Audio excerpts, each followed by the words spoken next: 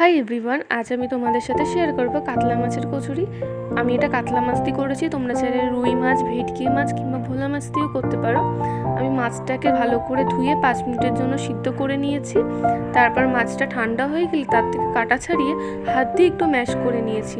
তারপর কড়াইতে সাদা তেল দিয়ে তার মধ্যে কুচি করে রাখা পেঁয়াজ দিয়ে, তারপর পেঁয়াজটা যখন একটু ভাজা ভাজা হয়ে যাবে তখন তার মধ্যে আদা, রসুন, কাঁচা লঙ্কার একটা পেস্ট দিয়ে দিলাম।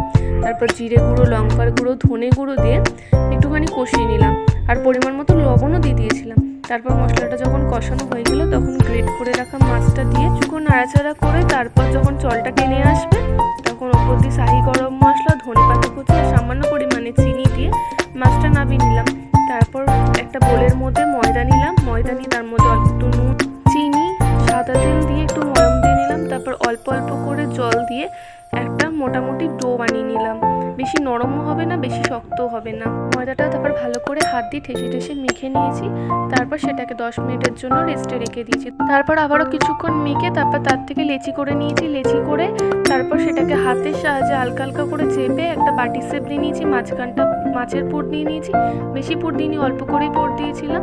আর ছোট ছোট করে বেলে নিতে হবে। তারপর ছোট ছোট করে বেলে নিয়ে হালকা হাতে বেলে নিতে হবে, বেশি চাপ দিলে হবে না। তারপর ছাঁকড়া তেলে ভেজে নিয়ে রেডি কাতলা মাছের কচুরি। ভিডিওটা কেমন